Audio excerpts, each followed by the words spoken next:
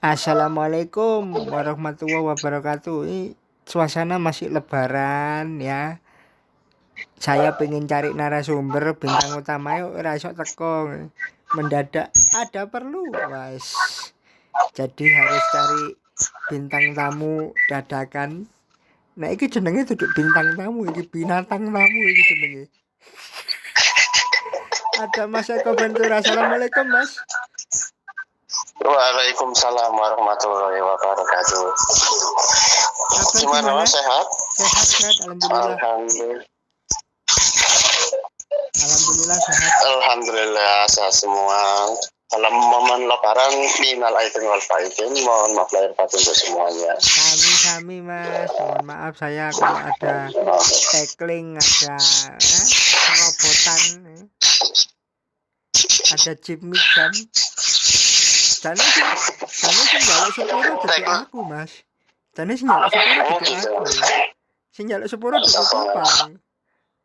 Wah, iya benar. Wis iku gak iso ya, Mas. Gak iso ya, Mas. Iku lek kartu itu kartu hijau ya. Oh, tidak ada kartu kuning, tidak ada kartu hijau ya. Kartu verbal ya dia punya. Ya, jadi semestinya saya hari ini dengan Mas Surya, tapi Mas Surya tidak bisa hadir karena ada keperluan. Jadi gantinya Mas Eko. Mudah-mudahan bisa memberikan perspektif juga kita menghadapi timnas di era baru barengan Mas John, barengan John Hetman. Sepintas di awal ini loh Mas. Waduh, ini pelatih Inggris mana? Aku agak trauma dengan yang dulu sama Peter White, Mas. Gagal maning. Ya, Peter White benar. Benar. Tak lihat permainannya, wah, jual Mas. Sampai benar, sangat menjual meskipun dengan 2 laga awal itu sudah kelihatan istilahnya chemistry-nya sudah istilahnya 75% 80% ya. Antar lini sudah menyatu chemistry-nya. Cuma tinggal kekurangan aja sih dari playmaker-nya aja kelihatan itu. Itu adalah bagian dari permainan tanpa playmaker, istilahnya begitu. Permainan tanpa playmaker, gak ono playmaker itu ketika kita lawan Senkit, terlepas dari lawannya cuma Senkit ya, tapi saya melihat bahwa formasinya benar 3-4-3 sesuai dengan kecurigaanku Mas, bahwa itu formasi pelatih Korsel Sintayong, tapi ternyata pada saat menyerang bisa jadi 3-2-5 atau 2-3-5 tergantung itu kadang-kadang disuruh naik ke tengah. Tapi menunjukkan Ole ada di mana-mana. Ole kemarin di eranya Mas John ya, itu kalau istilahku dia dijadikan seorang playmaker ya. Dia bukan seorang jadi striker ataupun false nine. Dia dijadikan seorang playmaker ya, dipaksa menjadi seorang playmaker. Aku melihatnya di situ. Dribbling juga. Kualitas dribbling juga dan juga filosofinya itu bagus juga gitu. Gitu. Istilahnya penempatan posisinya dia sangat bagus sekali gitu.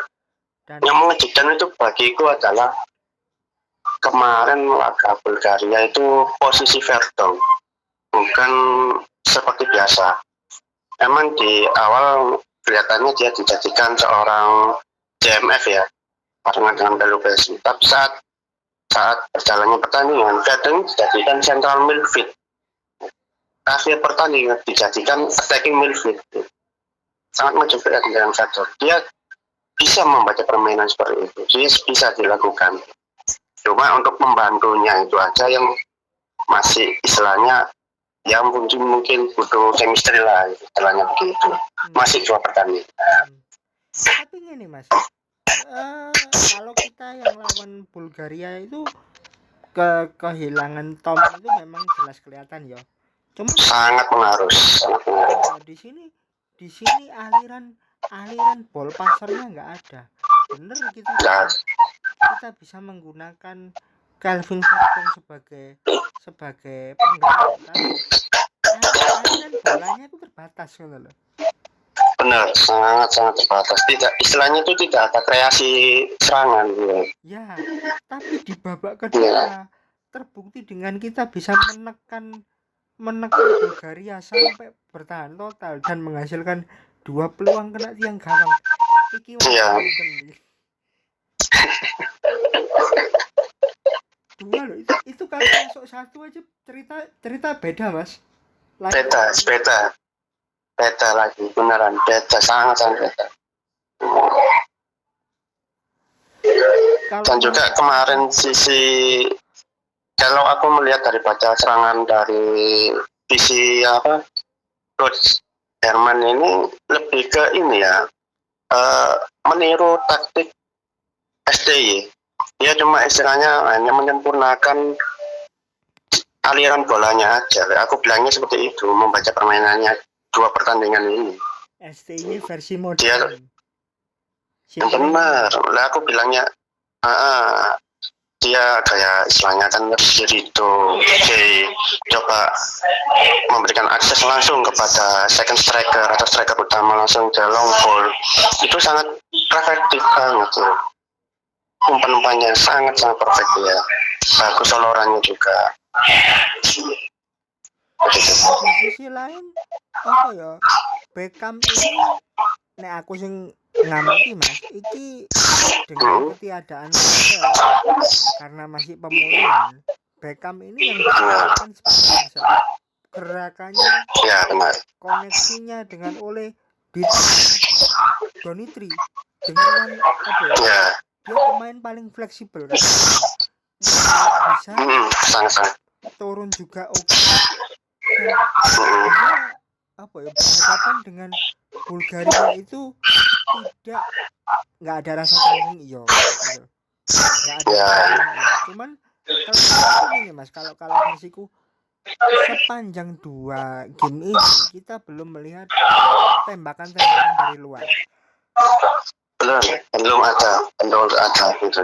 Kemarin kan ada istilahnya ada momen tertentu ya, 1 atau 2 peluang itu sebenarnya bisa untuk dijadikan shot on goal dari luar kotak penalti. Itu sangat ada, cuma tidak dilakukan oleh beberapa pemain ya, seperti Vertonghen dan juga siapa kemarin, bukan Ivar ya, kalau nggak salah Ivar atau tuh ada momen tertentu sebenarnya itu bisa dicoba, cuma dia istilahnya dia mencari ruang untuk pemain lain untuk menusuk ke kotak penalti, ya terjadi yang tidak diinginkan.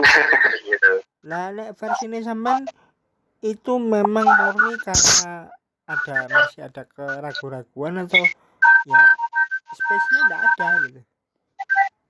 Benar, masih ada keraguan-raguan, masih space, masih kurang chemistry itu pun itu ya masih berkurang menurutku ya. Cuma chemistry antar lini sih 80% lah gitu. 75-80% aku bilangnya. Masih 2 pertandingan ini. Dan aku kalau sebenarnya dari pemanggilan nama ya, kalau kita kembali lagi ke awal, Kakak Ricky gak dilebokno. Iki karepe apa? Apa? Sangat mengejutkan. Sama Egi yang kita hadir di City, probable line up juga kan, dari 23 pemain Egi tidak termasukkan. Mungkin John ini kan dia tidak mau pemain yang terlalu terlalu penetratif, maksudnya nek cara Surabaya ini melayu gak gelem. Dia ingin membangun koneksi antar pemain itu jauh lebih rapat. Antar pemain. Benar. Antar koneksi pemain, chemistry pemain tetap sangat mengejutkan aja kemarin. Dan juga Sananta. Menurut sampean Sananta itu gimana dengan 2 pertandingan awal ini? Versiku secara objektif sebenarnya dia ini lebih dijadikan wall, jadi pemantul gitu loh. Betul. Tapi setuju. Karena dia sering kali mendapat ruang yang diciptakan dan juga atau peluang yang bergerak di luar yang lebih ke dalam, itu dia bisa masuk ke situ. Cuma eksekusinya kurang kritis. Benar. Finishingnya kurang Mas Ian, perlu diasah lagi, sangat diasah lagi. Makanya kan dari staf kepelatihan ini kan diambil lagi sosok pelatih striker kan gitu. Betul. Nah itu kan untuk mengasah para striker itu yang ada di timnas Indonesia. Kalau aku lihat Sananta ini dijadikan seorang finisher. Ya. Secara striker tunggal. Cuma dia benar dijadikan pemantul, dijadikan finishing dan juga dijadikan pemantul. Seperti itu. Kalau aku melihat Ramadhan Sananta. Sakjane aku melihat ini difungsikan seperti Lewandowski ketika dimainkan. Nah, betul. Dijadikan momennya. Iya. Ya. Dijadikan pemantul, tapi kadang-kadang kalau dia dapat ruang ya iso dileboni gitu loh. Itu. Ya, betul. Ah, iki nek mlaku wong loro dhewe, gak enak iki kudu nyenggol iki. Oh, benar. Ini harus memasukkan rising star kita ini. Iya. Seharusnya. Kita lihat apa yang terjadi. Semoga sebentar. Sambil berjalannya waktu. Untuk penilaian sampai langsung muncul. Assalamualaikum.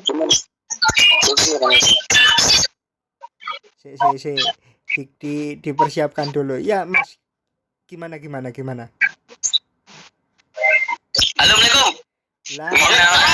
Bapak izin maafkan lahir dan batin. Waalaikumsalam. Sami. Iki live lo ya, direkam lo iki. Siap, monggo. Ya, iku mau wage wis tak takoni. Kesan pertama 2 pertandingan sama Mr. John. Nah, lek versine Doko Kupang piye? Ya, kalau ketika lawan Sankins and Nevis itu nggak bisa jadi tolak ukur, itu memang sudah selayaknya kita menang. Ya harusnya margin separuh lah, setengah lusin ibaratnya seperti itu. Kalau kemarin lawan Bulgaria ada miss ketika pasang starting 11, mungkin dari sisi center back pertama Justin Hubner, terus kedua itu Nathan Chuan-on, terus ketiga ya hasilnya aku bilang Ramadhan Sananta, namun aku berpandangan sama dengan John Herdman. Jadi Ramadhan Sananta itu sebagai kayak Oliver Giroud itu memang benar. Jadi karakter ini bukan karakter striker pembunuh, cuma hanya memantulkan bola. Jadi seperti Lewi ke Muller atau Muller ke Lewi gitu waktu di FC Bayern. Cocok Mas Eko, persis. Satu arah. Jadi bukan striker goal getter yang kita punya dulu seperti Boci ataupun Ilham Jaya Kusuma, seperti itu sih, bukan seperti itu karakter dari Ramadhan Sananta seperti itu. Jadi terus yang lini tengah ya back kiri Nathan Chuan-on, harusnya kalau memang pakemnya Sankis and Nevis atau kemarin cuma mengganti Emil Audero Mulyadi aja, cukup untuk goalkeeper aja diganti sementara gitu. Jadi harusnya John Herdman kemarin masang back Elkan Bagot, Jay sama Rizky Ridho, terus Tony Tri di kiri, terus sama itu aja sih harusnya, yang nggak perlu diganti harusnya. Cuma nanti ketika pergantian pemain baru kita ganti gitu. Bukan mengejar kemenangan atau juara. Ya kita tahu lah apa visinya John Herdman. Mungkin otak-atik perlu karena ini laga uji coba, bukan ajang resmi kayak Piala Asia ataupun AFF nanti. Itu aja sih Mas Nomo, Mas. Kalau untuk John Herdman ini Mas Anto sama Mas Nomo ini sangat pusing, sangat pusing. Back kita itu sangat mewah gitu. Sangat mewah back kita itu. Sangat sulit untuk ditentukan line up itu berapa back. 3 back bisa, 4 back bisa. Cuma di dalam filosofi Indonesia ini kan dijadikan 3 back gitu. Tapi yang saya suka dari gayanya John Herdman ini adalah umpama kewan Mas, wong iki ngono koyo bunglon. Jadi ketika dia menyerang menggunakan 3, ketika bertahan bisa jadi 4. Fleksibel. Betul. Apike nang kono Mas. Makanya Mas Eko tadi kan bilang secara pakem ini STY yang disempurnakan. Ya benar memang. Karena itu disempurnakan. Karena pelatih Korsel itu arahnya cuman statis ya, dari belakang J, kemudian Tom dengan siapapun, pokoknya arahnya ke Tom, nanti ke Marcel berujung ke Ole. Tapi ini enggak. Bahkan sorry ya, ini mungkin Mas Sentot atau Mas Eko sing iso jawab. Di 20 menit terakhir lawan Bulgaria kemarin sebenarnya tidak ada pola yang jelas, tapi kita bisa menciptakan serangan. Ngono ku piye Jal? Kalau dari aku sih 20 menit terakhir itu polanya jelas, menguasai iya. Terus tapi ya menguasai cuma deadlock, jadi buntu, jadi tak bisa membongkar. Jadi intinya Indonesia ini kurang kreativitas, mungkin ditambahin Iniesta atau Rakitic lah. Iniesta atau Rakitic pinjam sebentar gitu dari Spain sama Kroasia, mungkin bisa lah oleh Romani sama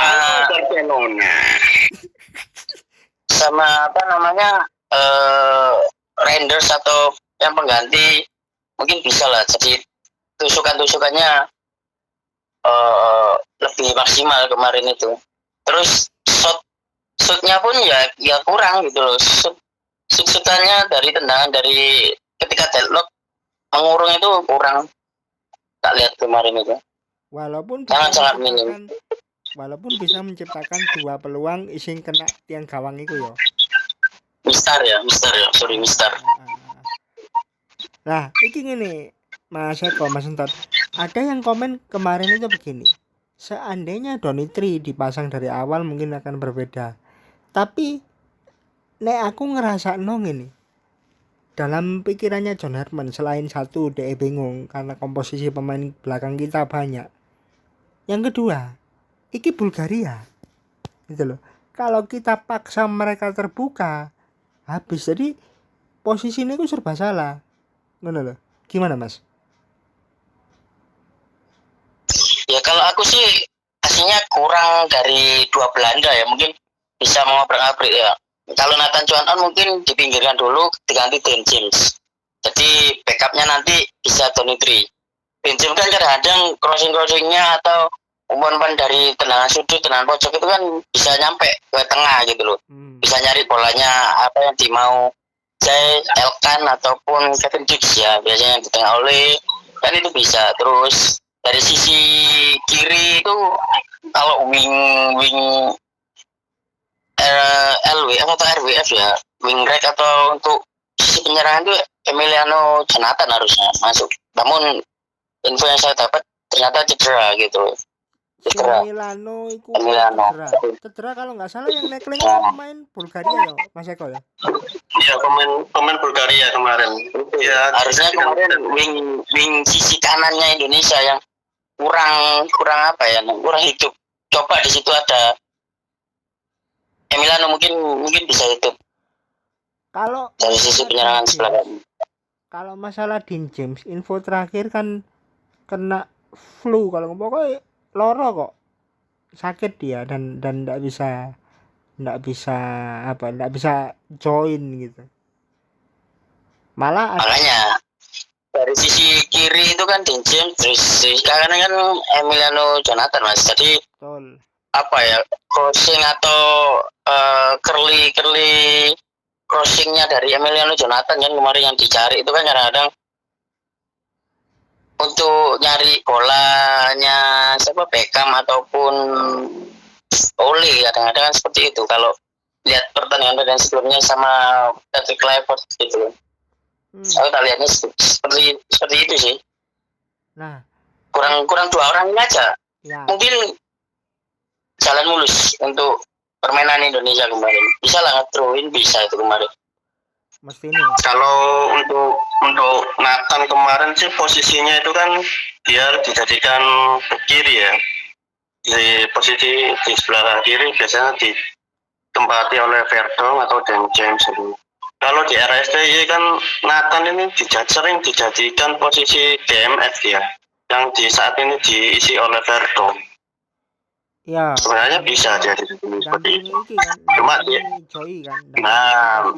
nambahin Joy, dia bisa mengimbangi. Cuma kemarin emang ya nggak kaget sih. Emang posisinya dia di klub Eredivisie dia dijadikan seorang bek kiri gitu. Seorang Nathan Joao. Kalau untuk dinilai performanya baik atau enggak ya bagus gitu. Nah, pokoknya kalau nilai kemarin buat pertandingan semua pemain bagus semua. Tidak ada minusnya, tidak ada. Terus iki mas, ada kemajuan dari eksekusi bola matinya. Setuju nggak sampean? Ada perubahan. Salah satu peluang yang kemarin ada itu, Elkan ditaruh di pinggir, nerima corner, dia menjadi mantulin bola lagi ke siapa ke Ole kalau nggak salah. Setuju, bagus untuk istilahnya set piece ya, bola-bola mati. Ada kemajuan benar. Nah kalau lebih bisa sih lebih diunggulkan sih kalau untuk bola-bola seperti itu untuk next pertandingan selanjutnya. Apalagi istilahnya dalam waktu 1 tahun ya mas untuk menuju Piala Asia, gampangannya itu ideal untuk saat ini untuk timnas Indonesia untuk belajar istilahnya untuk kekompakan antar chemistry untuk membangun semuanya antar lini sudah ideal untuk menuju ke Piala Asia persiapan itu saat ini. Sitok meneh sing tak senengi teko permainan wingi adalah ekspresi pelatih nih mas. Kak meneng nang bangku cadangan logo kok sing iko. Ini lebih atraktif, lebih ekspresif, bahkan sering teriak-teriak dan ya ini yang dimau itu ya ini. Ya Bang, menurut sampean. Mas entar dulu deh. Ya, aku kalau lihat John Hetman mungkin laga pembuka terus semua ikut andil sih. Tak lihat staf kepelatihannya John Hetman ini semua berdiri ya, 4 atau 3 orang ya. Asisten-asistennya juga ikut berdiri gitu loh. Jadi ya mungkin menunjukkan ke kita semua kickball Indonesia bahwasanya ini loh aku ingin mempertunjukkan aja bahwasanya game pertama terus game kedua jadi ingin tampil lebih agresif, tapi dari sisi dua game saya nilai sih 7,5 lah, hampir ya 7,5 sampai 7,9, belum 8 sih kalau aku menurutku, karena belum semuanya masuk ke squad John Hetman. Tidak adanya Dean James sama Emiliano Jonathan itu sih yang membuat aku belum gitu. Mungkin kalau ada 2 orang itu mungkin bisa bang gitu sih.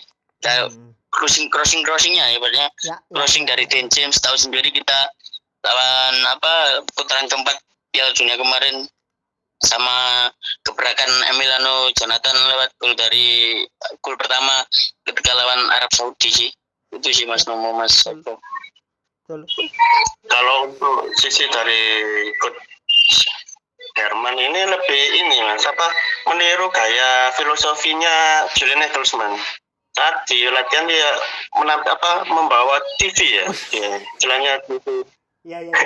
Bukan untuk nobar ya TV-nya itu ya, tapi dia itu untuk menilai permainannya sendiri, menilai dan juga tampaknya dia pakai drone ya, pakai drone sendiri. Jadi metodenya itu, jadi metodenya itu Julian Nagelsmann iya, terus Luis Enrique.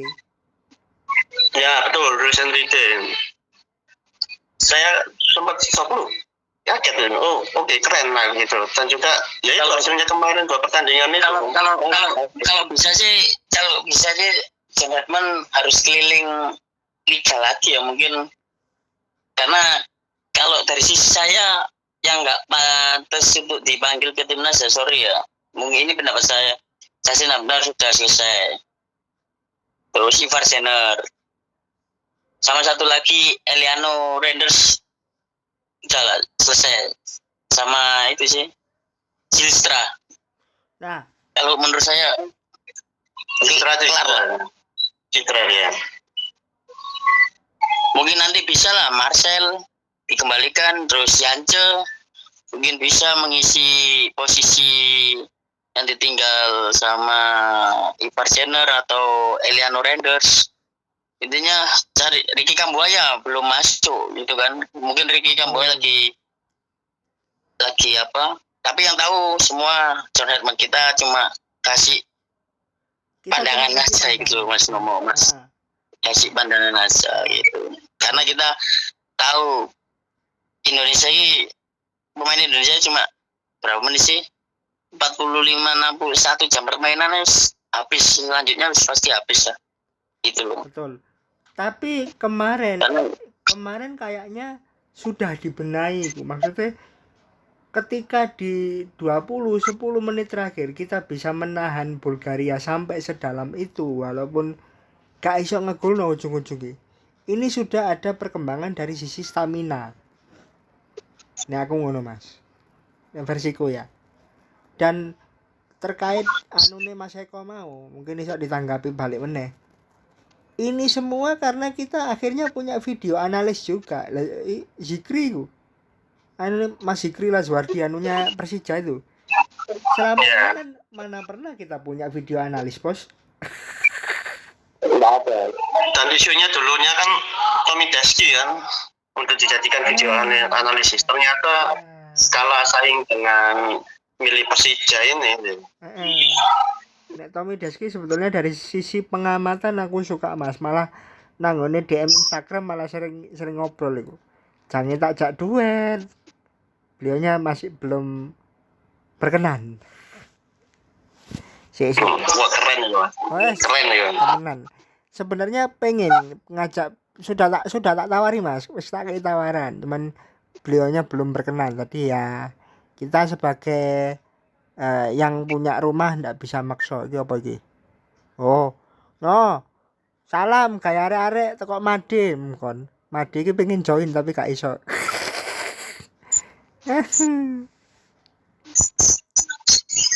Salam dari Made, nanti aja nunggu pestanya. Waalaikumsalam.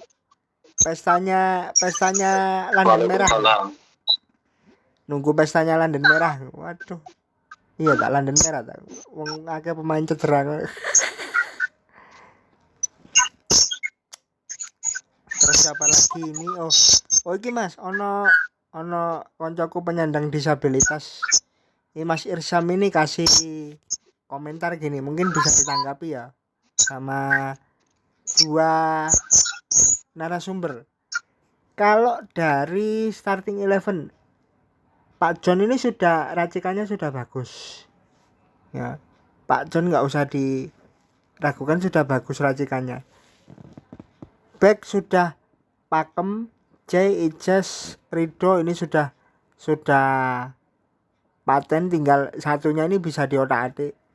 Nah tengah ini kemarin sebenarnya Verdong, banyak yang menanyakan kenapa sih nggak menonjol, karena di awal itu bukan posisi asli. Tapi banyak yang kurang sadar bahwa organisasi tim sebenarnya sudah mulai rata. Di era pelatih Korsel kita bergantung pada pemain diaspora yang pada saat itu belum nampak chemistry-nya dengan jelas, sehingga pada saat itu Verdong paling menonjol untuk bertahan maupun membantu serangan. Nah, nek ngarep dengan komposisi oleh Ragnar Sananta yang kemarin ngosek istilahnya nek Surabaya itu cuman oleh doang. Ragnar sama Sananta buntu. Overall formasinya secara taktik aku suka, sudah diracik dengan baik. Tinggal butuh gelandang kreatif seperti Tom ataupun yang lain yang bisa bagi bola. Cukup agresif, tapi kita butuh pemain kayak El Klemer, kayak Rafael Strijk gitu. Sajane nek misalnya posisi buntu kemarin dan kemudian ada Rafa, diperlukan nggak untuk dia naik? Nek versi ini sampean Mas, menurut pengamatannya sampean. Untuk ini siapa Rafael Strijk? Kalau untuk Rafael Strijk untuk masuk di line up kayak kemarin sulit ya Mas. Sangat sulit itu. Setuju. Apa orang setuju kalau untuk Rafael Strijk, dan juga benar salah satunya Mas Sentot itu tadi Ivar Jenner untuk masuk di line up memang aku kurang setuju juga. Cuma dia kemarin kan minusnya adalah sosok playmakernya itu yang tidak ada. Dan kemarin kan berharap Ivar Jenner dijadikan seorang playmaker gitu. Ternyata ya begitulah gitu kemarin hasilnya. Dan juga Eliano juga kan dijadikan seorang playmaker juga, hasilnya juga kurang memuaskan gitu juga gitu. Kalau untuk defender semuanya ya solid, sangat solid, sangat terorganisir itu kalau untuk defender. Cuma ya itu tadi ya, attacking kreativitasnya itu masih berkurang. Betul. Nah, terkait insiden sing wingi ku yang akhirnya membuat kita kebobolan lewat soft penalti yang sebenarnya dingin ya dieksekusi dan Emil salah langkah. Tapi kalau melihat dari kejadiannya, bener-bener layak penalti nggak? Karena sepintas kalau kita lihat dari TV, sekali lagi dari TV, kontaknya minor, hampir nggak ada kontak sama sekali. Mungkin gimana versi ini? Kalau aku dari sisi saya sih itu jelas penalti Mas Momo ya. Karena walaupun kontak minim tapi cara pengambilannya yang dinilai mungkin wasit dari Malaysia, cara pengambilannya sama ya kepintaran pemain Bulgaria kapitanonya ya. Itu yang pintar. Jadi sama seperti punyanya Vini sama Donnarumma waktu 16 besar UCL kemarin leg pertama, leg kedua jadi leg pertama kan itu kontaknya minim. Oh iya, kontaknya minim. Cuma cara Vini ya kontaknya minim, cuma cara pengambilannya orang terakhir akhirnya ya ditiup sama arbitro, istilahnya kan seperti itu.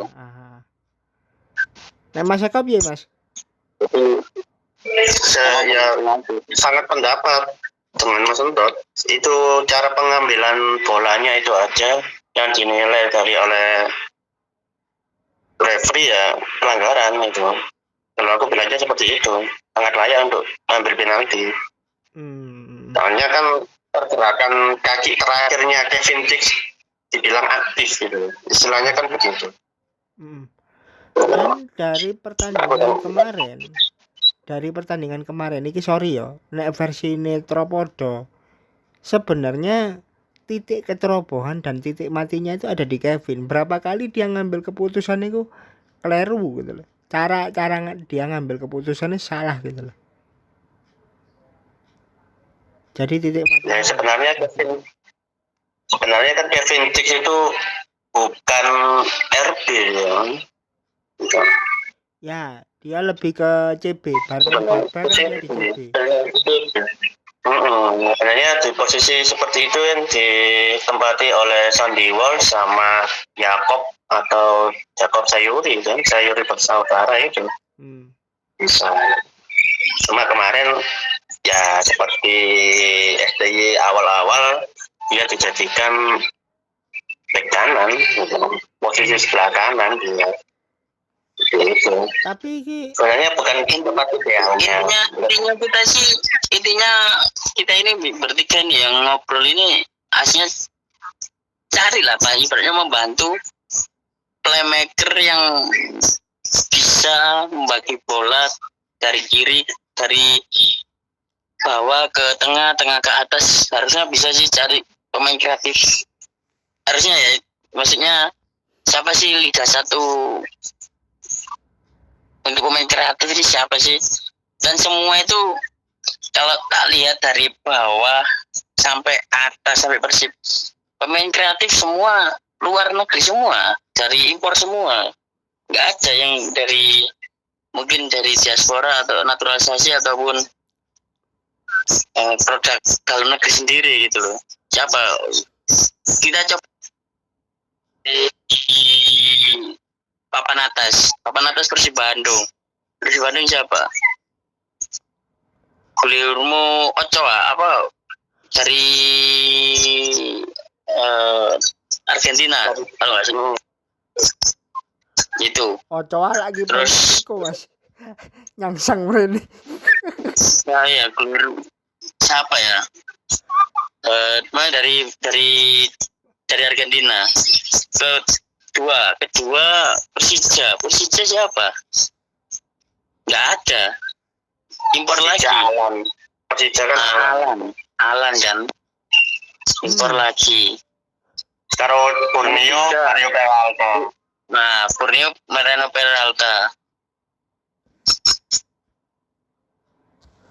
Ya kalau Persib itu Malut itu Guayo Coa ya. Guayo Coa ini walaupun posisinya bertahan tapi dia bisa bagi bola bagus sekali itu.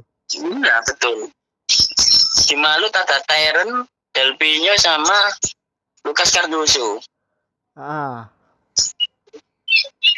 Di Persita ada membagi bolanya itu Eber Besa sama Reiko Rodriguez. Eber Besa, Reiko Rodriguez ataupun Ramon Bueno.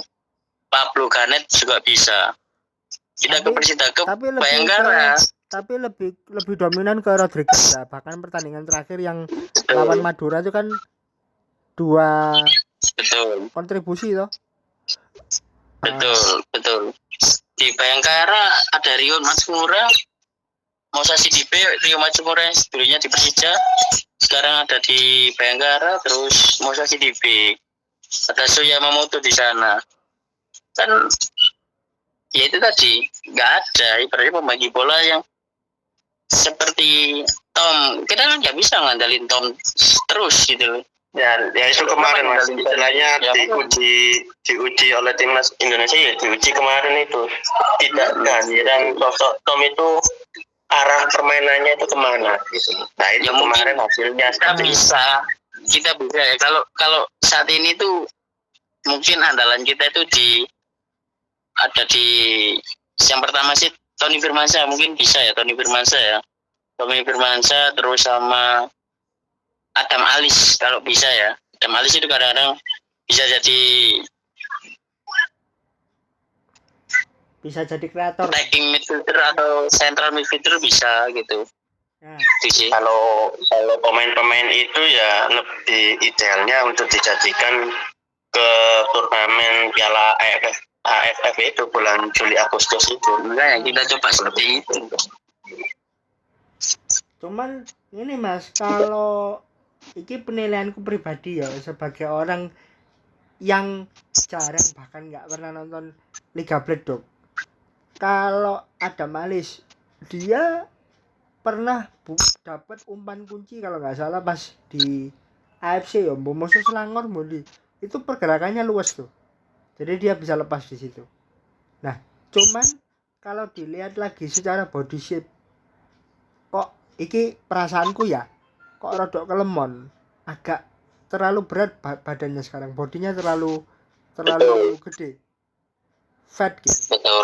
Betul. Terus Tony bagus, dia bisa, dan kita pernah lihat itu, bahkan harusnya bisa dicoba, nggak terlalu ngandelin sopo sing teko Meksiko itu, Rivera. Tapi sebenarnya satu kelemahan anak ini, attitude. Aku gak sewenenge nang ini Tony ku attitude-nya, Mas. Attitude-nya. Kedisiplinannya juga harus diuji lagi anak ini. Dia masih istilahnya masih usianya masih belum ideal ya, cuma masih usia di 20 tahun dia itu. Perlu diasah lagi untuk mentalnya semuanya itu perlu diasah lagi. Kalau untuk skill boleh ya, untuk konfirmasi itu perlu diasah lagi lah untuk semuanya lah. Untuk kepribadiannya juga perlu. Jadi memang bisa dibilang sangat sulit menemukan otak serangan di tim-tim Liga 1 ya, soalnya dari 7 besar yang ada itu dominan semuanya pakai asing, termasuk kita sendiri kan terlalu banyak arahnya dari Rivera atau daripada yang Plontos itu siapa? Rajkovic ya, kan terlalu banyak. Nah, bolanya kan terlalu banyak di Rivera pun sekarang arahnya juga sering kali bisa dimatikan gitu. Jadi ya susah mau nyari the new Tom Haye, susah. Sangat-sangat susah untuk cari playmaker. Sangat susah. Sebenarnya kita sangat beruntung sih, kita mendapatkan Tom itu sangat beruntung. Cuma kendala umur, usia. Betul. Dia sekarang usia 31 kalau tidak salah. Sangat berat untuk dijadikan 90 menit bermain, itu susah. Sangat keteteran dia. Kan dari awal kita sudah bicara kalau Tom untuk bermain secara 90 menit dia tidak bisa. Kalau hanya bisa itu maksimal 70 menit dia kayak seorang Tom. Itu aja yang dicari, missing puzzle-nya hanya itu aja. Jadi kalaupun tidak ada di sini yo sepurane ini aku ngomong, ngambil pemain yang ada di luar negeri lagi, dan memang sudah di list kan, sudah di di daftar nama-nama siapa saja yang mau diambil gitu. Kalau dikasih nilai berapa Mas dua pertandingan ini? Kalau aku untuk 2 pertandingan kemarin ya sama dengan Mas Entot, 7,5 gitu. Semua. Sudah taraf yang lumayan karena taraf lumayan, sangat terorganisir, sangat terorganisir. Beda saat awal-awal pertandingan di pelatih sebelumnya kan, antar chemistry itu masih kurang kan. Kepercayaan satu sama lain itu masih kurang. Dan kemarin efeknya yaitu tadi, betul, komunikasinya terlini itu sangat bagus, terorganisir lah semuanya itu kemarin itu. Cuma masih dibenahi lagi antar chemistry-nya, istilahnya itu yang untuk attacking midfield sama untuk striker ya, itu masih perlu diasah lagi untuk chemistry-nya. Kalau untuk defender sudah tidak bisa diragukan lagi, sangat mewah defender kita. Striker, sorry Mas, selain Mauro, aku juga mencantumkan satu nama lagi. Ini mohon maaf untuk fansnya Bali yang mendengarkan konten Raven, coret juga itu, karena apa ya, secara karakter permainan mirip-mirip loh. Secara karakter permainan mirip-mirip, secara masalah dia juga eksekusinya kalau di laga-laga besar seperti kemarin mungkin kalau diturunkan yo melempem juga podo ae gitu loh. Kalau misalnya diturunkan. Jadi sama karakternya. Kita kita nggak usah apa ya namanya, kita udah dari performa aja wah nggak ngatasi, ketemu Bulgaria nggak ngatasi. Kita lihat yang Liga 1 aja bisa ngatasi, kena defendernya Liga 1 aja, John Raven atau Zistra pun nggak ngatasi. Ketemu Sanchez and Neves saja, Mauricio Zistra kan cara flashingnya dia kan kayak masih tahu lah, maksudnya mungkin flashingnya kelas Eropa, maksud ya seperti itu kan, yang finishingnya maksudnya finishing ke gawangnya untuk masuk cetak skor itu, cetak gol kan nggak seperti itu gitu loh. Nah, cara coba diputar lagi cara Mauro Zistra ketika lolos dari jebakan offside itu, masuk Eropa, kelas Eropa, cara penyelesaiannya masuk seperti ini, Amin. Sampai bingung sendiri. Wih, Lewi, Alan, terus apa namanya? Gak usah jauh-jauh lah. Kita cari yang Liga 1 aja penyelesaian gak seperti itu loh. Bahkan mungkin ya, ini nggak tahu yang laga di Wayan Dipto ketemu Ijo yang kita menang 1-3 itu Raven turun nggak? Coba aku buka datanya ya. Kalau Raven turun pun berhadapan dengan Ijo yang seperti itu, ya mohon maaf, nggak bisa tembus juga mungkin. Nggak turun sebagai pemain inti, cuman Boris, terus dari bangku cadangan itu, oh ya, turun ternyata sebagai pemain pengganti. Menit 72 masuk Yusuf Maulana, cuman bisa kasih assist, tapi nggak bisa cetak gol. Jadi ya sama aja gitu.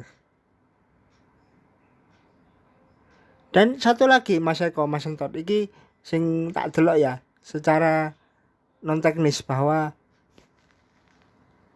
mulai lagi nih kedekatan antara pelatih dan pemain koyok bapak mbek anak. Nah, iki aja dipedhot maneh iki.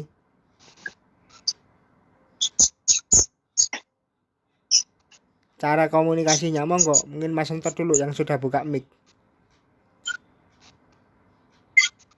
Oke, antara kedekatan bapak sama anak memang ya perlu lah, maksudnya dari pelatihan banyak kan masih pemain muda kan di timnas senior kita kan dicampur ya, U23 terus sama senior yang diaspora ataupun yang sudah dari kampung saat diaspora dipanggil gitu kan. Jadi kebapakannya tuh kenapa kan kebapakannya untuk squad timnas senior. Jadi seperti itu. Tambahin Jesus yang Fantasio kepemimpinannya sebagai El Capitano di lapangan.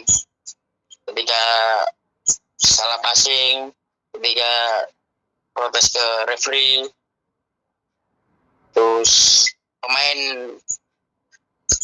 timnya sendiri yang dilanggar, seperti itu. Jadi Jesus sama John Edmond ini satu kesatuan, ibaratnya satu tumpuan lah. Ya. Jadi seperti itu. Soalnya pelatihnya sendiri walaupun umurnya sudah kepala 5, tapi gaya kayak anak muda. Senang aku Mas. Jadi kayak lihat Simeone gitu. Terlalu Mas. Terlalu berlebihan. Aku lihat Jordan ini seperti Julian Nagelsmann. Benar Julian Nagelsmann. Cuma Julian Nagelsmann kan enggak impresif di pinggir lapangan, cuma cara tongkrongan atau stylenya itu Julian Nagelsmann. Sangat menin. Sing penting kalau Simeone nggak ada yang lain lah. Ibaratnya setara juga sama CM, sama Jose Mourinho, sama The Special One, The Only One. Kan seperti itu. Nggak bisa nyamain Simeone sama The Only One. JK juga tuh. Ya JK tongkrongannya mungkin seperti JK, cuma caranya JK sama Seka atau Simeone the only one jauh Mas Yan. Cuma tongkrongannya seperti Julian Nagelsmann. Mas Eko mau buka mikrofon, apa ngomong apa Mas? Enggak apa ya, cuma mengamati pergerakannya Mas Sentot sangat suka sekali. Oke. Timnas mungkin sudah cukup. Very nice. Timnas mungkin sudah cukup. Enggak, kita. Aslinya kurang. Intinya saya gabung malam ini itu intinya satu. Tugasnya 2 poin. Kita cari striker, pendampingnya Ole. Yang kedua, cari attacking midfielder atau central midfield. Di situ toh. Aslinya cuma itu toh. Dan kalau ketemunya kapan mungkin jadi kalau aku sih jadi satu kekuatan lah untuk timnas ke depan di ajang Piala Asia ataupun Piala Asia yang terdekat. Ya, Mas Eko piye Mas? Piala Asia, Piala AFF sama FIFA ASEAN dan juga Piala Asia itu next. Ya. 3 event timnas Indonesia itu. Kalau untuk besarnya ya gongnya itu ya ada di Piala Asia. Sebenarnya ya sangat ideal untuk saat ini, persiapannya sangat panjang. Ideal sebenarnya untuk timnas Indonesia ini betul. Persiapan istilahnya begitu. Bahkan sebenarnya intinya gini, pertahankan langsung lolos itu. Intinya seperti itu. Pertahankan tanpa kualifikasi langsung lolos otomatis. Pertahankan itu aja. Itu sudah apa ya namanya?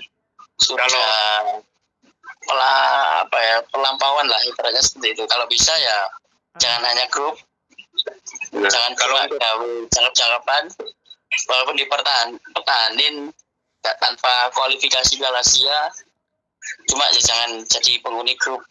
Kalau bisa ya step by step lah. Dari peringkat 3, nextnya peringkat 2, nextnya sampai perempat final ataupun semi gitu. Itu sih. Kalau untuk komposisi pemain saat ini yang ada di timnas saat ini ya minim lolos grup Mas gitu. Aku sangat yakin lolos grup bisa dengan komposisi pemain saat ini dan juga permainan kayak kemarin ya bisa lah untuk istilahnya membuahkan poin gitu untuk timnas Indonesia di grup itu sangat bisa. Bahkan kemarin cuma ya itu tadi PR besarnya di timnas saat ini ya attacking midfield. Kalau untuk central midfield itu masih bisa. Central midfield masih ada. Calvin itu masih bisa dijadikan atau Nathan masih bisa. Kalau untuk attacking PR besarnya di situ.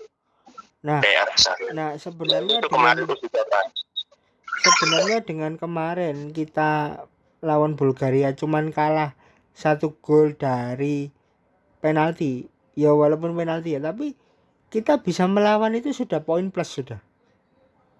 Meskipun dengan beberapa kekurangannya, aku Mas, dengan catatan kemarin permain kayak gitu, mungkin 16 besar kita bisa jumpai lagi di Piala Asia. Jangankan 16 besar Mas, kalau aku dengan komposisi permainan seperti itu, aku sangat yakin semifinal bisa. Poin plusnya gini ya, mungkin entah siapa yang bisa merasakan di sini, bahwa Mas Eko, Mas Entot. Kalau di era pelatih sebelumnya itu jarang ada pemain mau bergerak secepat itu. Bola belum dikasih dia sudah masuk dulu dan tahu masuknya kemana. Tapi di pelatih sebelumnya kita nggak pernah lihat permainan seperti itu. Baru di eranya Mr. John ini yang jangankan bola belum dikasih, baru didapatkan, pemain itu sudah tahu harus kemana arahnya. Setuju nggak Mas Eko, Mas Entot? Setuju sekali. Istilahnya pergerakan tanpa bolanya saat ini lebih bagus dari era pelatih sebelumnya. Antar chemistry pemain bagus, sangat bagus. Cuma perlu diasah lagi. Masih bisa lah. Ya itu tadi dampaknya dari visi permainnya ke Jerman, yaitu membawa sebuah LCD ya. TV istilahnya itu Dampak TV dalam gede. permainan dan juga menggunakan drone itu sangat positif ya. Ini hasilnya kemarin yaitu 2 pertandingan itu. Dampak TV besar, makanya ketua itu di Stadion Madia iku mbok yo ono satu space khusus nek TV gede gitu loh. Biar semua bisa dianalisa. Ya kemarin aku lihat TV-nya kayak seperti TV 32 in. Ya kurang gede bos. TV ya semestinya loh 52 in. Mau sekelas tim PSS ya Allah. Aku kemarin sebenarnya kritiknya seperti itu. Aku lihat TV-nya kok 32 in. Misi-misi Pak. Kayak TV ku nang omah Mas. Kayak TV ku Iya nang kayak TV omah. nang omah. Temen TV nang omah itu digawe. Gak masuk akal. Aduh, Yesus. Ya harusnya kalau perlu pakai ini, pakai layar yang seukuran apa iklan-iklan baliho gede gitu loh. Gak apa-apa itu. Kayak ya menggunakan papan skor itu sekalian. Oh iya. Disambungnya ya. Itu iya itu Tapi- lebih bagus. Cuma enggak enaknya ya itu tadi. sorry, saya potong. Tapi dalam penayangan atau penyiaran lebih baik mana sih? Tetap MTech Group atau MNC Group sih?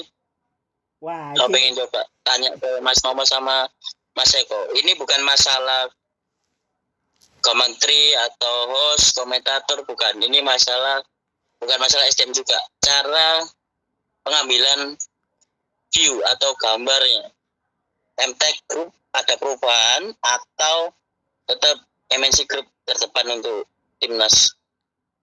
siapa sih sing jawab iki? Kalau kayak siapa sih sampean saya Mas, aku tak carry ae. Makanya ya. Soalnya ono perbandingan soalnya bagiku. Gini, kalau bicara mengenai kualitas penayangan, berarti kan arahnya nang gambar, ya toh. Kualitas gambar, sudut pengambilan. Menurutku, kalau bicara kualitas gambar, MNC Group lebih baik. Karena apa? Beberapa kali aku ngintip Liga 1 itu pakai filter. Dan kemarin pun juga seperti itu pas lawan Bulgaria dan St. Kitts Nevis ya. Tapi ketika Nggak hanya kemarin itu Mas, ketika di Bung Tomo juga pakai filter, Filter. padahal Bung Tomo tahu Nah. sendiri jadi agak cerahnya lampunya itu. betul, agak ngerusak estetikanya ya. Agak merusak estetikanya. Itu dari sisi filter. Dari sisi angle pun MNC Group pengambilannya lebih baik. Dalam arti kalau kita menyangkut pautkan iki nanggone entertain ya.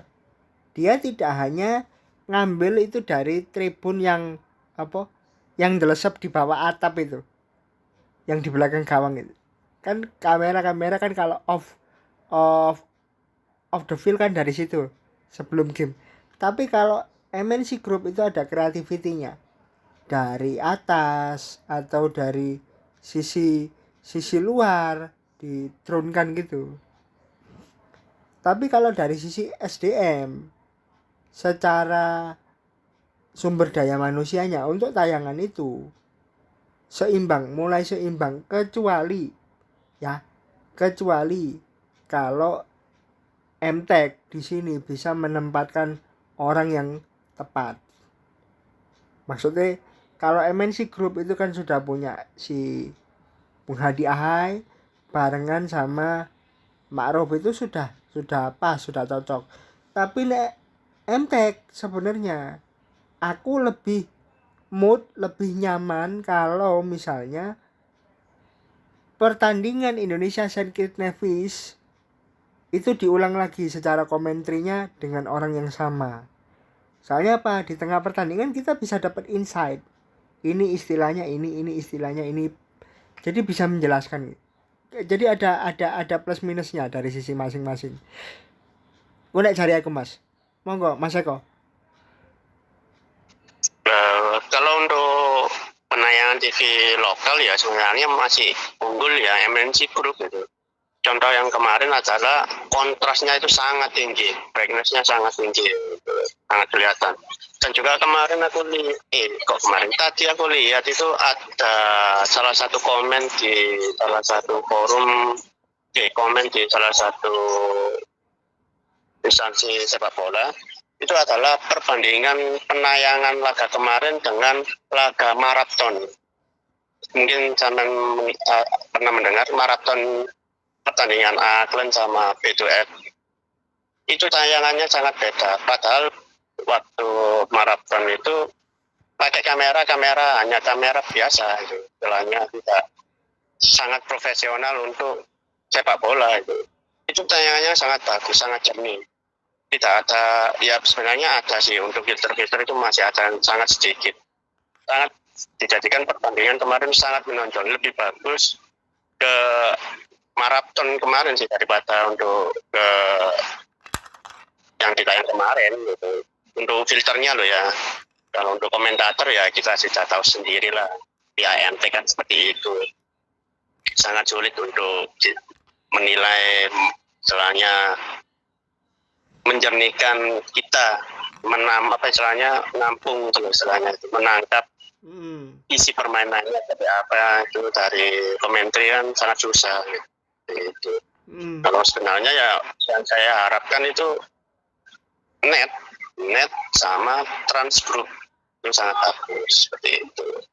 Nah, bahkan kalau kita bandingkan dengan situs aslinya di FIFA Plus, tayangannya jauh lebih bagus FIFA Plus. Sangat jauh. Benar, sangat bagus di FIFA Plus. Nah itu Mas, FIFA Plus sama yaitu yang aku bilang sama maraton sebenarnya ya hampir sama. Itu istilahnya filternya itu. Soalnya aku sempat nonton Mas yang St. Kitts Nevis lawan Solomon yang sore harinya. Wih, lapangannya kok jadi apik ini kualitas rumputnya gitu loh. Kalau Indosiar MTech Group itu kebanyakan filter, jadi matanya nggak nyaman. Monggo, itu mungkin pendapat dari kita berdua, Doko Kupang. Sama aku kemarin melihat itu ya, pertandingan yang sore hari, meskipun Bulgaria sama Kepulauan Solomon juga beda. Penampilan istilahnya di televisi itu beda. Sangat jauh, yaitu tadi filternya sangat kontras sama brightness-nya sangat terlalu tinggi itu sangat mengganggu, istilahnya sangat mengganggu. Nah, ya kembali lagi pihak MTech seperti itulah permainannya. Tidak bisa diganggu gugat. Mungkin untuk timnas cukup ya, tapi saya masih mau sama sampean berdua. Yuk menjemput yang zona Eropa. Pertanyaan saya simpel. Masa Italia gak lolos mana?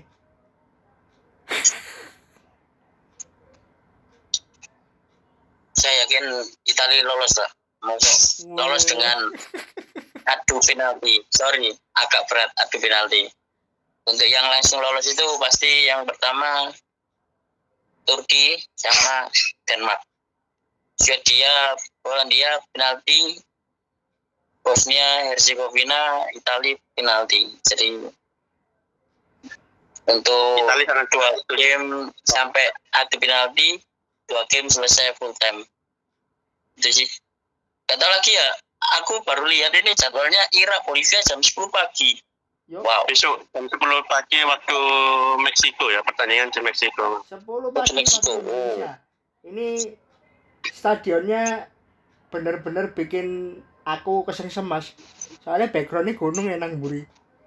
Habis backgroundnya. Itu jam 10 pagi. Montreal, nama sama stadion BBVA, Montreal Meksiko. Betul. Tapi ini Mas, ini sebelum prediksi ini nangane wage ya soal zona Eropa. Aku lihat pertandingan Bolivia lawan Irak ini kok sebenarnya FIFA ini sedikit membantu Bolivia ya. Dalam arti pertandingannya di Meksiko. Wasitnya dari El Salvador. Lah, Bolivia dengan El Salvador dengan Meksiko ini kan bisa berbahasa Spanyol.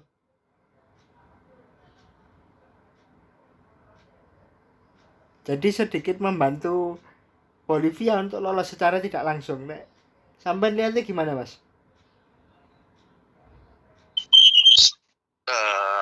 Ya istilahnya faktor non teknisnya memang begitu ya, sangat istilahnya ya sangat menyayangkan sih sebenarnya untuk penunjukan referee itu.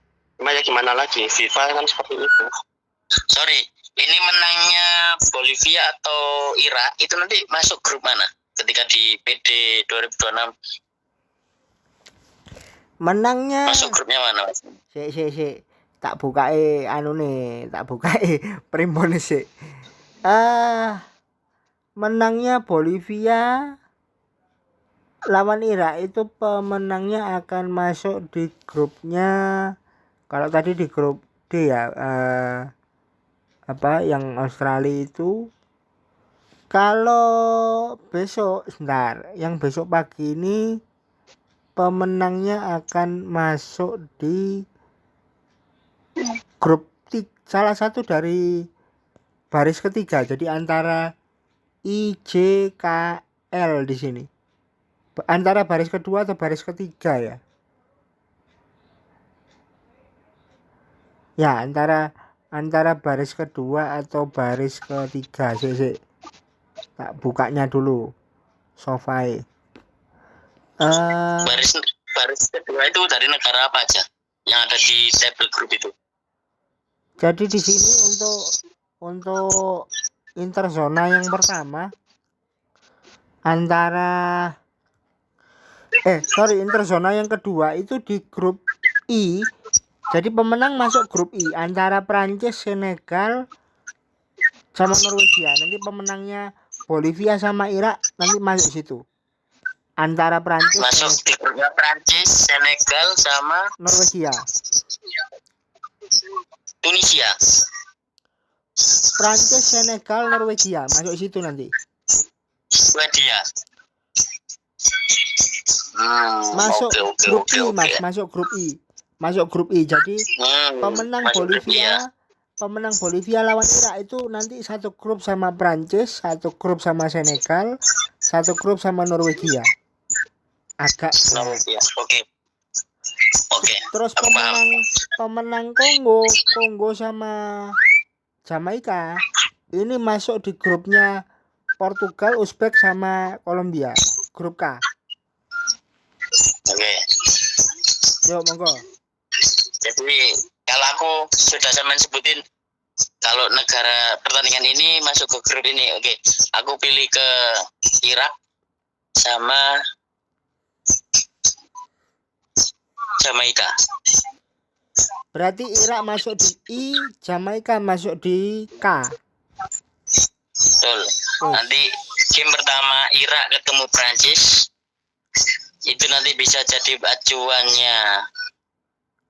Game pertama, tahu sendiri Prancis sebelum Piala Dunia 2 kali menang lawan Brasil sama Kolombia, tim kuat dari Amerika Selatan. Nah, kita coba nanti kita ketemu Irak. Nanti kan bisa jadi patokannya di 2022 kemarin Argentina ketemu untuk ronde pertama atau matchday pertama di grup I itu Prancis ketemu Senegal dulu, ulangan 2002. Iraknya kalaupun jagoan sampai lolos ini ketemu timnya Erling Haaland. Untuk matchday pertama. Untuk matchday kedua di grup yang sama, di grup I itu baru ketemu Prancis di matchday kedua. Gitu. Nah, versi ini wage siapa dari yang tersisa di Meksiko ini? Kalau yang ada di Meksiko ya aku satu arah dengan Mas Intot, Irak yang akan lolos. Irak aku sangat menjagokan Irak gitu. Karena ada faktor non teknisnya di situ. Non teknisnya adalah ya seperti kita ketahui lah, konflik Timur Tengah lah salah satunya seperti itu. Di situ istilahnya daya juang seperti saat Irak menjuarai Piala Asia 2007 yang ada di Jakarta. Jadi kan terjadi konflik juga kan seperti itu. Satu lagi itu faktor yang nanti. mendampingi berarti Jamaika. Wah, Bob Marley. Jamaika, benar Jamaika. Dan juga ini ya Mas, apa namanya, ada rumor timnas Indonesia untuk match di bulan Juni itu adalah salah satu anggota Piala Dunia. Entah itu benar atau tidak, kurang tahu. Awalnya begitu, bahkan diisukan ya. Saya sempat nangkep infonya itu kan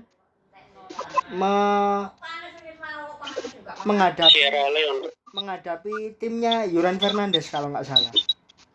Iya, salah satunya seperti itu. Sierra Leone ya, kalau nggak salah. Cape Verde. Seperti itu. Entah itu benar atau tidak itu. Dan juga infonya matchnya itu di luar negeri, antara Timur Tengah atau di Eropa gitu, seperti itu. Sebagai persiapan menuju turnamen yang bulan Juni itu antara AFF atau FIFA ASEAN.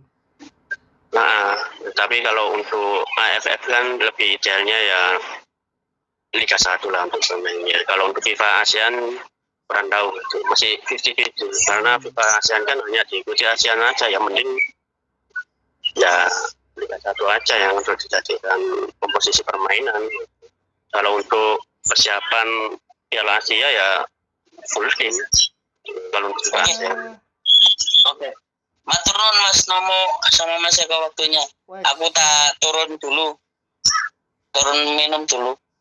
Mungkin nanti bisa dilanjut berdua. Intinya apa namanya, protagonisnya terakhir Irak sama Jamaika, terus yang Eropanya Itali after penalti, terus Swedia Polandia after penalti. Aku pengen lihat Gyökeres sama Alexander Isak nggak melok. Udah masih cedera tuh. Melok. Iya, melok apa enggak wis terserah. Intinya males lihat Lewi. Wis tuh berapa kali aku lihat Lewi di Piala Eropa sama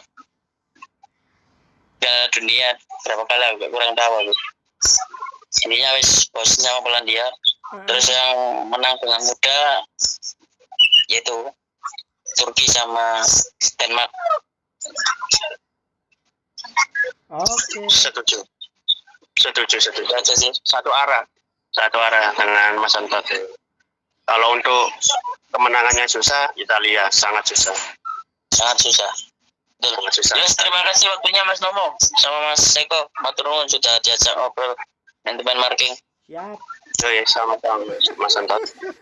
Siap. Turun minum. Dia mau bikin regulasi baru kelihatannya.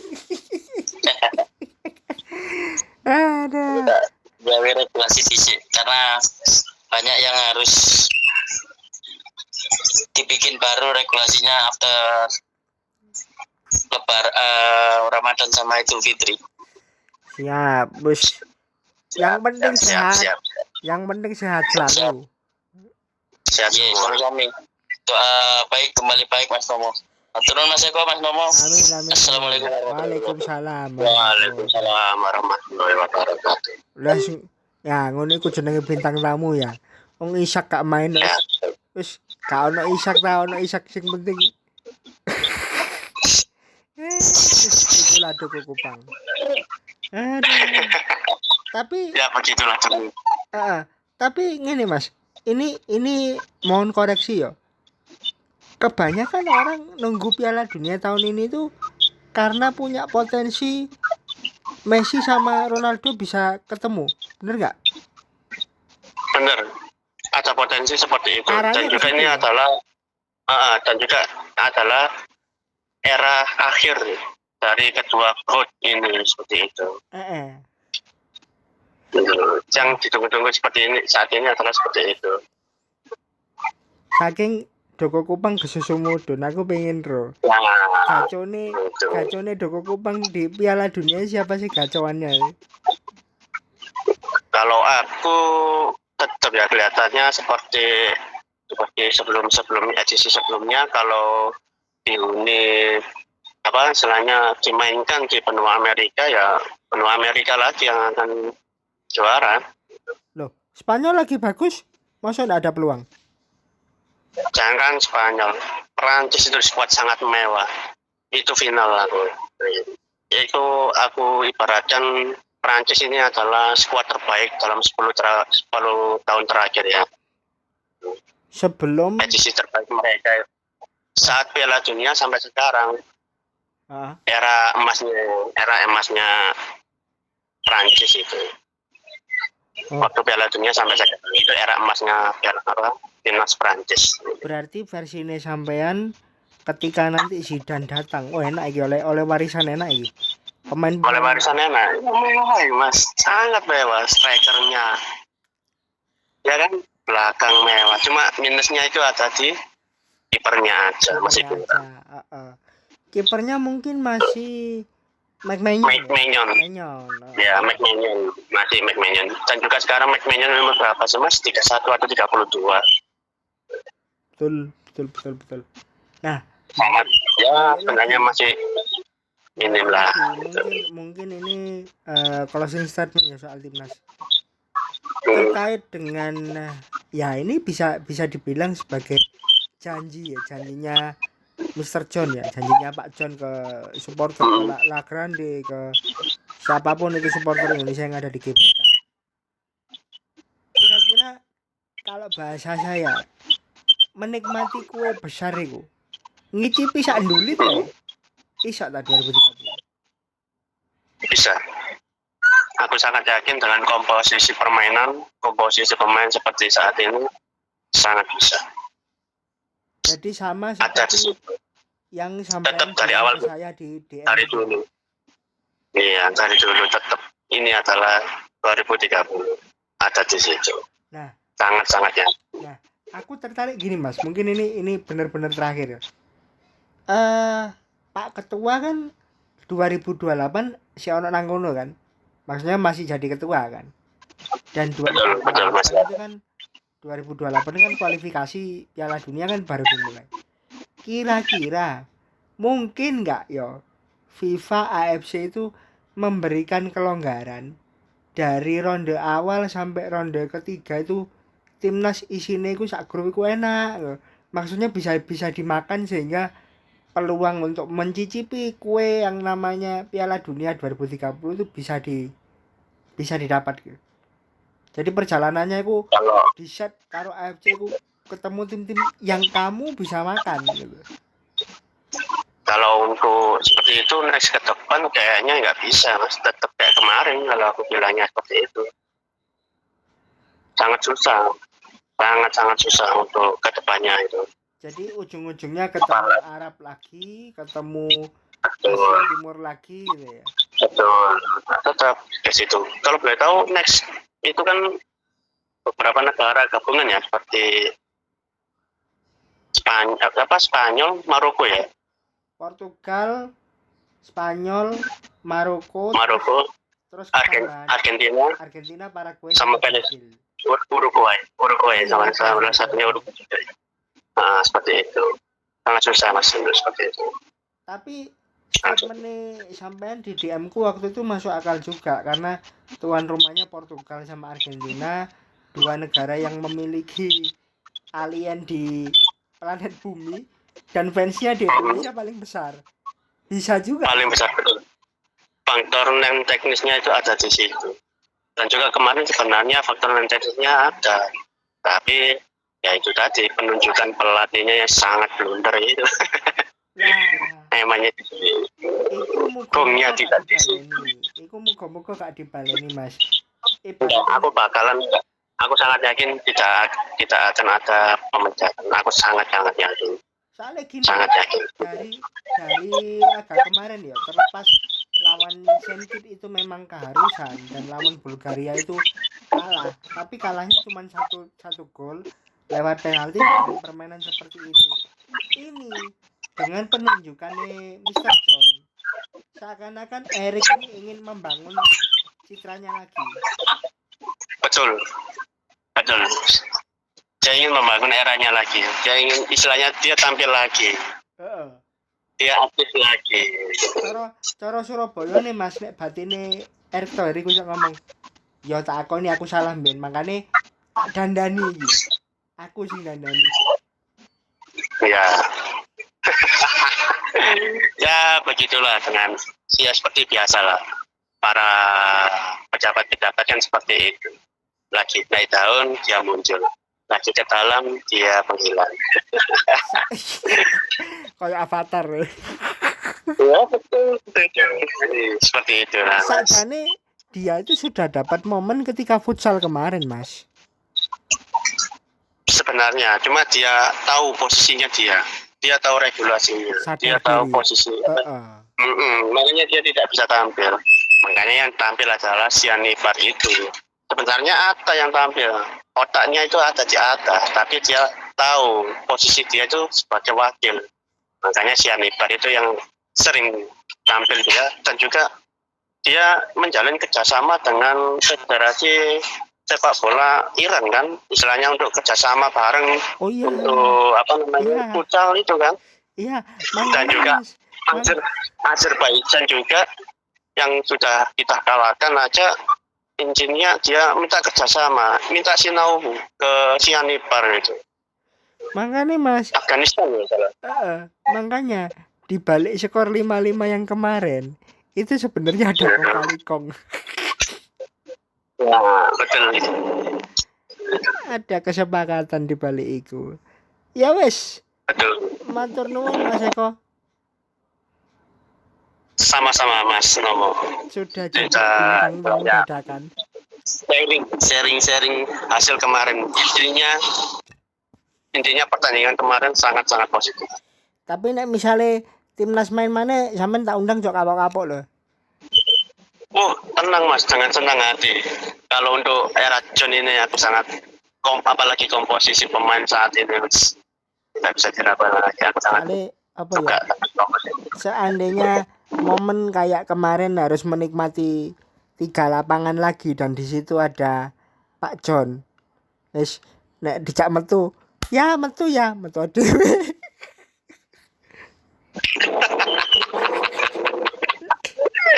Sampai tahu sendiri kan, tidak ada hoax, tidak ada intuisi drama real. Nah makanya misalnya ada momen 3 lapangan kayak kemarin dan salah satu lapangannya ada Mr. John di situ, ya jalan dewe kalau. Ya. Sangat kemarin aku sangat diganggu. Betul. Jangan diganggu. Kapan lagi dengan permainan seperti itu? Intinya kemarin sangat-sangat menikmati. Walaupun hasilnya tidak sesuai yang diharapkan, tapi ini sudah yang paling baik. Kapan terakhir kali kita nonton timnas tampilannya model begini? Aku dewe ya lali Mas.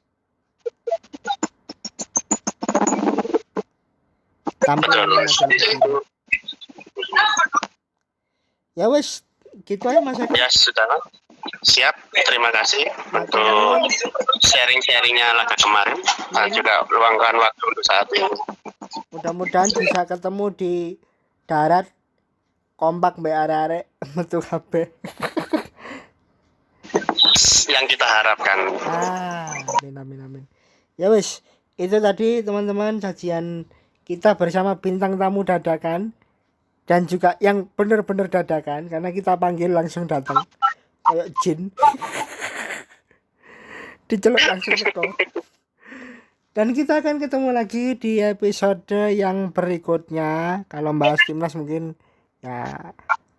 mulai hari ini aku iso ngresmekno Mas Eko bisa jadi pemain reguler. Enggak, jangan. Saya gitu ya? Ini aja. Second striker aja. Pemain cadangan, substitution. Saya jadi pemain cadangan aja. Oke, siap. Saya belum berada di probable line up. Siap. Oke. Teman-teman terima kasih Dan sudah juga mendengarkan. untuk para pendengar, selamat menikmati perbincangan ini. Semoga enjoy. Perbincangan dengan binatang tamu, duduk bintang tamu loh ya. Bukan bintang tamu, ini adalah binatang tamu. Yang sangat crazy ini ya. Iya. Yes.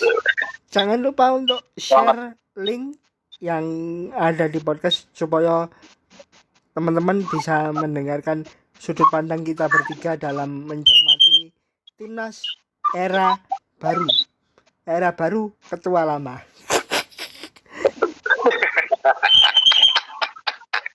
Selamat menikmati. Selamat Matur nuwun Mas enjoy, Eko. semoga enjoy. Wes langsung tak tutup Sehat aja. selalu Mas, sehat selalu untuk sampean, dan juga salam untuk keluarga, dan juga doa-doa baik untuk sampean dan keluarga. Sami Mas Eko. Dan nomor tutup semuanya. Terima kasih. Wassalamualaikum warahmatullahi wabarakatuh and full time.